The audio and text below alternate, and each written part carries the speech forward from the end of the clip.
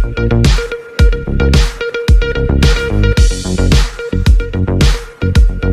निकाय चुनाव को देखते हुए आज हमारी टीम मां कामाख्या धाम जो नगर पंचायत बनी है उसी को लेकर के हम हमारी पूरी खबर हलचल की टीम वार्ड नंबर 10 ग्राम हरिहरपुर में है।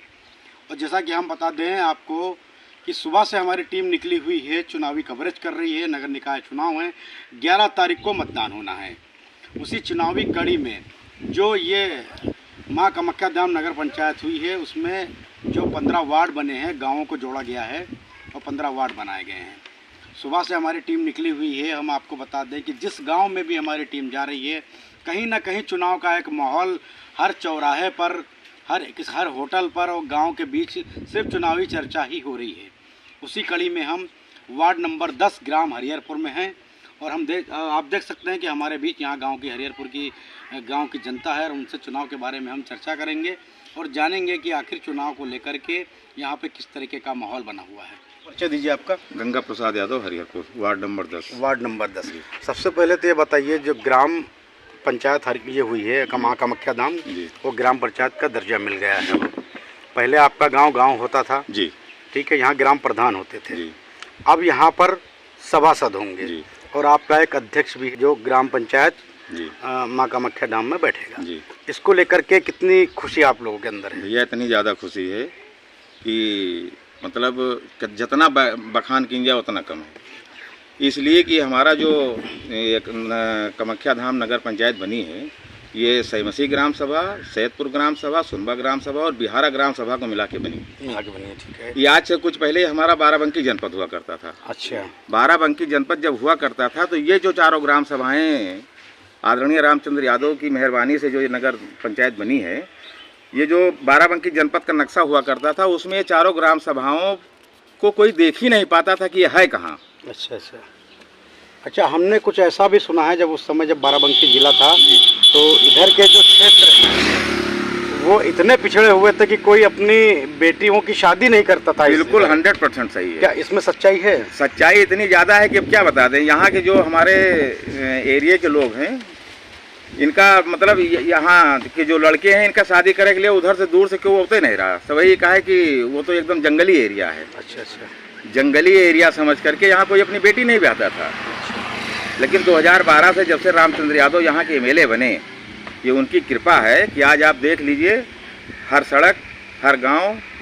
लेकिन यहाँ के कुछ जो है सामाजिक तत्व, जिनको ग्राम सभाओं की जिम्मेदारी मिली थी, उन लोगों ने इसको इतना लूटा, इतना खाया कि कोई सुविधा यहाँ तक मतलब मजबूती से नहीं पहुँच पाई। अच्छा।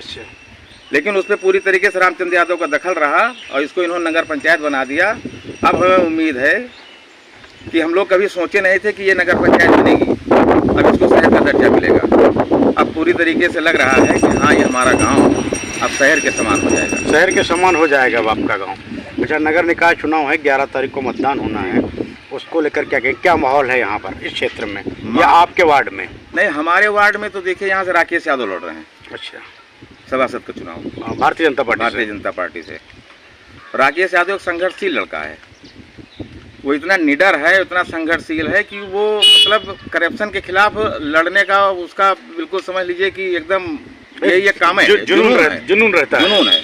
अच्छा, उनके सामने और भी प्रत्याशी होंगे, जैसे बहुजन समाजवादी पार्टी से, समाजवादी पार्टी के प्रत्याशी हैं, कांग्रेस के भी हैं, निर्दल भी हैं। चुनाव चुनौतीपूर्ण रहेगा या क्या माहौल है, ये मैं जानना चाह रहा था। चुनौतीपूर्ण तो है, लेकिन मेरी समझ से आदरणीय रामचंद्र यादव ने जो इस क्षेत्र के लिए किया है और उन्होंने जो अपने प्रत्याशियों को उतारा है, हम ये समझते हैं कि आज की तारीख में जो बड़े बड़े लम्बड़दार आते हैं, अपना बहका फुसला करके वोट लेने की बात करते हैं, लेकिन जनता सब समझती है, वो बहुत सोच समझ के वोट करेगी और भारतीय जनता पार्टी को वोट करेगी, कमल के फूल को वोट करेगी। कमल के फूल। आपका ये कहना है कि विधायक रामचंद्र यादव ने जो विकास किया है इस क्षेत्र में, उसको देखते हुए जनता कमल के फूल पर ही मोहर लगाएगी? 100%। आज हम यहाँ कुर्सी पर बैठे हैं, ये कहीं ना कहीं से आदरणीय रामचंद्र यादव की ही देन है। अच्छा, सुकून से बैठे हुए? हाँ, सुकून से बैठे हैं।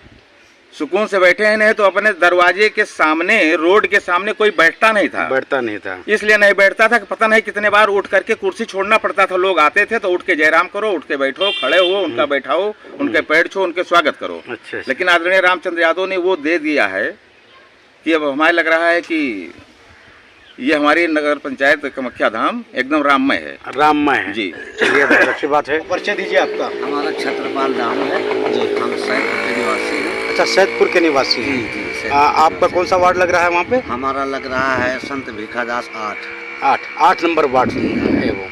तो सबसे पहले तो बताइए कि अब जो नगर पंचायत हो गई है, जी।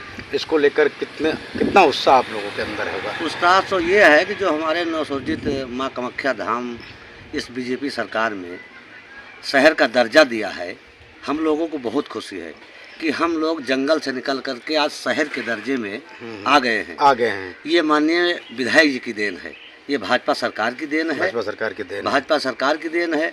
सड़क से लेकर बिजली से लेकर हमारे सैदपुर में जब बिजली पिछली सरकार के अपेक्षा जब बिजली हमारे यहाँ नहीं थी, पंखा था और ट्यूबवेल थी, वो नहीं चल पाता था। तो माननीय विधायक से हम लोग शिकायत करते थे, तो उन्होंने हमारे यहाँ 3300 केवी का एक बिजली घर बनाया। उसके बाद शिकायत हुई कि भैया पानी नहीं आ रहा सही ढंग से, एक छोटी केवी उन्होंने बनाया। विद्युतीकरण में विस्तार किया। उसके बाद सड़क जो बकचुदा से चल के जंगल से लोग आते थे, उसमें पानी भर जाता था, बरसात में आने जाने में बड़ी कठिनाइयाँ होती थी, उससे भी निजात दिलाया। नैया मऊ पुल से उसको भी निजात दिलाया। बीजेपी सरकार में काफ़ी विकास हुआ, इस जंगल को मंगल कर दिया। अच्छा। इस जंगल को मंगल माननीय बीजेपी सरकार और माननीय विधायक जी ने कर दिया। अच्छा, आप सैदपुर से हैं, वार्ड नंबर 8 से। वहाँ के बारे में कुछ बताइए, वहाँ का प्रत्याशी कौन है और क्या माहौल है वहाँ पर, बीजेपी का या अन्य दलों का? वहाँ सबका साथ सबका विकास के नाते बीजेपी ने हमारे नंबर वार्ड 8 से अदनान नाम का एक मुस्लिम है, उसको टिकट दिया है। अच्छा, कहीं न कहीं बीजेपी पे ये आरोप भी लगता है कि मुस्लिम विरोधी है, और आप बता रहे हैं वहाँ एक मुस्लिम को उन्होंने टिकट दिया है। इसके बारे में क्या कहना चाहेंगे? ये बीजेपी ने साबित करके दिखाया कि सबका साथ सबका विकास। तो उसने धाम में उसने मुस्लिम को टिकट दिया कि मेरे साथ जो है मुस्लिम भी है, हम टिकट मुस्लिम को देंगे, सभासद उनको बनाएंगे, अपने राज्यसभा में उनको भी बैठाएंगे और उनसे काम कराएंगे, काम लेंगे। इसलिए सबका साथ सबका विकास के नाते अदनान को हमारे संत विकास दास से टिकट दिया और बीजेपी जीतेगी भी। उनका माहौल कैसा है वहाँ पर? माहौल वहाँ बहुत बढ़िया है। मुस्लिम जो है सबका साथ सबका विकास के नाते मुस्लिम बीजेपी की तरफ काफ़ी वोट करने जा रही है। अच्छा। उनको ये खुशी है कि हमारे जो ब्लेम लगाते हैं लोग कि मुस्लिम इस पार्टी का है ही नहीं है, मुस्लिम को मानती नहीं है, मुस्लिम विरोधी है, उस ताकत को मुस्लिम वही उस वार्ड के दिखाना चाहते हैं कि नहीं, ये बीजेपी गलत नहीं है, हम लोग गलत है, हमारी सोच गलत है, इसलिए बीजेपी वहाँ जिताएगी। क्या नाम था भैया आपका? हमारा नाम छत्रपाल यादव है। यादव जी ने बताया कि भारतीय जनता पार्टी के ऊपर जो आरोप लगते आए हैं कि मुस्लिम विरोधी है, वही इन्होंने बताया कि सैदपुर वार्ड नंबर 8 से एक मुस्लिम कैंडिडेट को सभासद का टिकट दिया गया है। तो इससे ये प्रतीत होता है कि भारतीय जनता पार्टी सबका साथ सबका विकास को लेकर चल रही है। बाकी निर्णय तो चुनाव के बाद ही पता चलेगा। खबर हलचल न्यूज़ के साथ मैं राज यादव, अयोध्या।